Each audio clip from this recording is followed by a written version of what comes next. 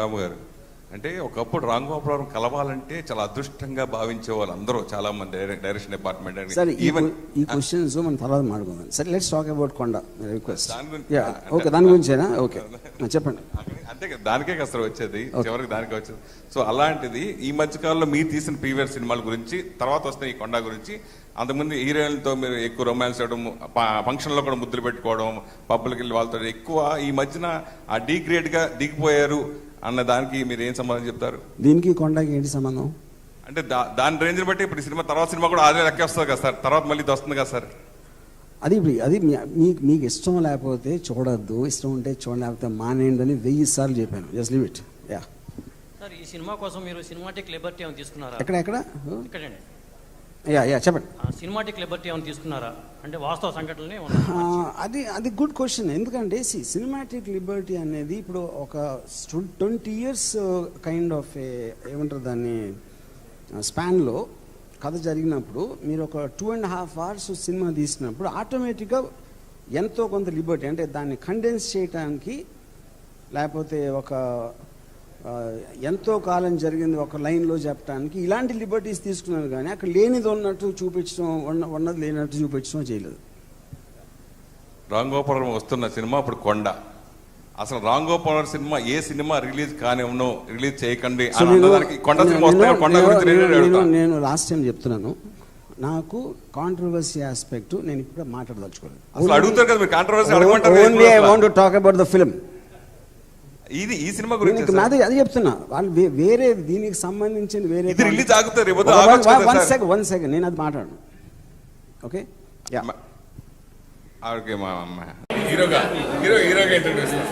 మీరు మమ్మల్ని అందరినీ ఇరకాటంలో పెట్టే ప్రశ్నలు వేసి కాంట్రవర్సీ చేయడానికి తెగ ప్రయత్నం చేస్తున్నారు కదా.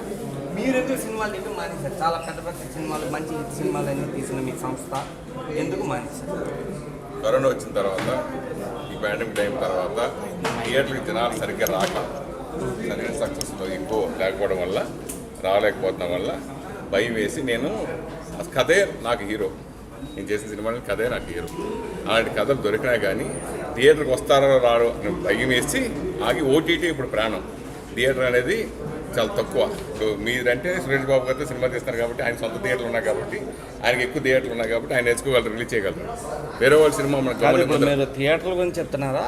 ఆడియన్స్ చూడలేదు. మీరు ఒక ఎగ్జిబిటర్ కాబట్టి చెప్తున్నారు. మీరు ఒక ఎగ్జిబిటర్ కదా, మీరు ఒక థియేటర్ ఓనర్ కదా. మీరు కన్ఫ్యూజింగ్ గా చెప్పొద్దు. చెప్పండి.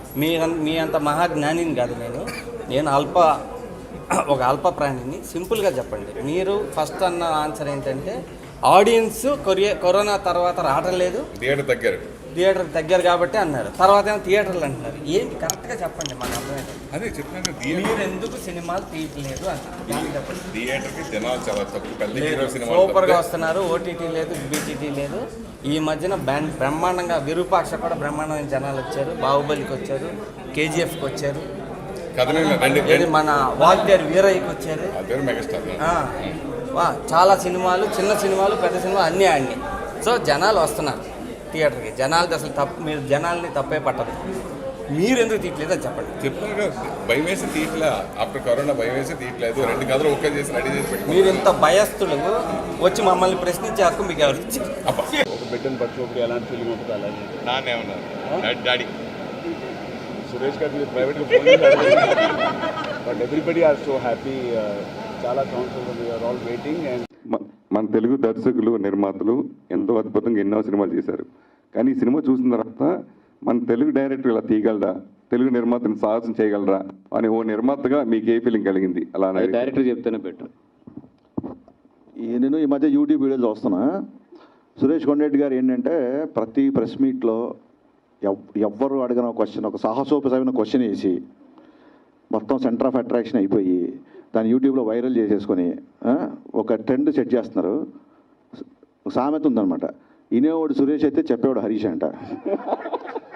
సరే మీరు చెప్పండి సమాధానం, వాసుపదులుగా మీరు చెప్పండి. సమాధానం ఏంటంటే అసలు ప్రపంచ సినిమా మన చేతికి వచ్చేసిన టెక్నాలజీలో బతుకుతున్నాం మనం.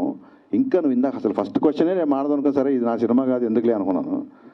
డబ్బింగ్ సినిమా అది. RRRని ఎవరైనా డబ్బింగ్ సినిమా అనుకున్నారా? హిందీలో బాహుబలిని అక్కడ డబ్బింగ్ సినిమా అనుకున్నారా? అనుకోలేదు కదా.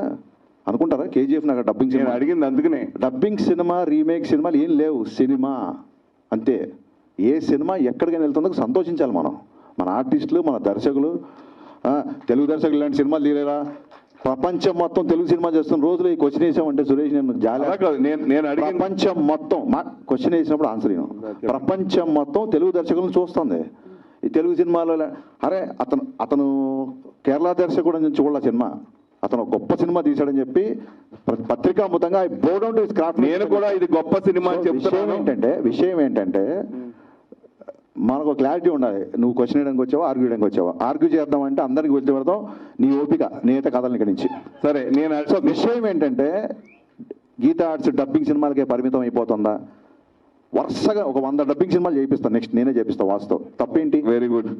నా ఫీలింగ్ ఏంటంటే ఒక మంచి సినిమా ఒక ప్లేస్లో ఉన్నప్పుడు దాన్ని ఇంకా 10 మంది చూపించాలని చేసే ప్రయత్నాన్ని మీరు అప్రిషియేట్ చేయాలి. అండ్ ఈ సినిమా మీ సినిమా. ఎందుకు వాసు మాట అన్నాడు, నేను ఫస్ట్ ఈ సినిమా ప్రెస్కి చూపిస్తున్నా అన్నాడు. నేను అదే చెప్పబోతున్నా వాసు అన్న. ఎందుకంటే మా గట్ ఫీలింగ్ ఏంటి తెలుసా, ప్రమోషన్ ఎలా చేయాలి, ఎన్ని స్కీమ్స్ చేయాలి, కాలేజీకి వెళ్తాం, అక్కడికి వెళ్తాం, ఎన్ని పక్కన పెడితే రిపోర్టర్లందరికీ సినిమా నచ్చితే మీరు చేసే ప్రమోషన్ దగ్గర ఏ ప్రొడ్యూసర్ ప్రమోషన్ నిలబడదు. అంత పవర్ఫుల్ వ్యక్తులు మీరు. సో మా గట్ ఫీలింగ్ ఏంటంటే ముందు మీరు సినిమా చూస్తే డెఫినెట్గా మీరే 10 మందికి చెప్తారని మేము ఇద్దరం ఫీల్ అయ్యాం ఈ సినిమా విషయంలో. అది మా నమ్మకం. మీరు వచ్చి డబ్బింగ్ సినిమా చేస్తున్నారు, వరుసగా డబ్బింగ్ సినిమాలు రీమేక్లే చేస్తాం. అవి మంచి సినిమాలు చేస్తున్నామా లేదా అని ఇంపార్టెంట్ ఇక్కడ. సో తెలుగు దర్శకుడు, తమిళ దర్శకుడు, హిందీ దర్శకుడు అన్ని చోట్ల ప్రశాంత్ నీల్కి ఇక్కడ రెడ్ కార్పెట్ వేశారు తెలుగు ఫిల్మ్ ఇండస్ట్రీ. అతను కన్నడ దర్శకుడు మనం అనట్లేదే. ఆ బౌండరీస్ వెళ్ళిపోయినాయి Suresh garu. I'm just reminding you, there is only good cinema అంతే. సో దానికి and cinema itself is a language. దానికి భాషతో సంబంధం లేదు. సినిమా అనేది ఒక emotion. Cinema itself is language. మనకి గేమ్ ఆఫ్ థ్రోన్స్ కానీ, మనీ హైస్ట్లు కానీ వాళ్ళు ఎప్పుడు ప్రెస్ మీట్లు పెట్టలా, వాళ్ళు ఎప్పుడు పోస్టర్లు ఇలా వినేలా, పనిగట్టుకు చూడలా, మనం నిద్రలు పోగొట్టుకుని సీజన్లు అవ్వగొట్లా, డేటాలు జీబీ అవ్వగొట్లా. సో రీజన్ ఏంటంటే వీఆర్ మన ఆడియన్స్, ఒక ప్రేక్షకుడు అనేవాడు ఒక మంచి కంటెంట్ ఎక్కడ ఉన్నా చూస్తాడు. ఈ సినిమా రిలీజ్ చేయడానికి అంతే. ఫర్దర్ క్వశ్చన్ లేకు, ఏమైనా ఉంటే వాట్సాప్ చేయి. సరే, ఇది అడగాలి, ఎందుకంటే క్లారిఫికేషన్ అవ్వాలి. నేను కూడా డబ్బింగ్ సినిమాలు ప్రేమిస్తే, జర్నీ, షాపింగ్ మాల్, చాలా సినిమాలు చేశాను. నేను ఇప్పుడు మీరు అడిగారు కాబట్టి అంతా నేను విన్నా కదా, నేను అడిగింది మీరు విన్నాను కొంచెం. As an actor. Hi Nikhil. Hi boy, how are you? ఎలా ఉన్నారు? పైన బాగున్నాను. ఇప్పుడు మీతో మాట్లాడడానికి టెన్షన్. సారీ అలా కాదు, అంటే good way sir, good way. ఎందుకంటే I know you from so many years. అసలు నేనేం అడగలా. కాదే కానీ సరే, ఇప్పుడు రామ్ చరణ్ టాపిక్ వచ్చింది కాబట్టి global star Ram Charan topic వచ్చింది కాబట్టి గ్లోబల్ స్టార్ రామ్ చరణ్ను ప్రొడ్యూసర్గా, మీరు హీరోగా, ఒక గ్లోబల్ స్టార్ ప్రొడ్యూస్ చేస్తున్న సినిమాలు మీరు హీరోగా నటించిన పట్ల మీ ఫీలింగ్ ఇదే ఫస్ట్ టైం అది అనౌన్స్ చేసిన తర్వాత మీరు కలవడం మీడియాని. సో దాని గురించి సార్, చరణ్ గారు అంటే మీ అందరికీ తెలుసు, ఎస్పెషల్లీ మీడియా మీరందరూ ఇంటరాక్ట్ కాబట్టి వాట్ అ జీనియస్ అన్నది మీకు తెలుసు sir. He's a cinematic genius, he's a dancing genius, he's an acting genius and is also a business genius sir. And ఇంకోటి is a very genuine person.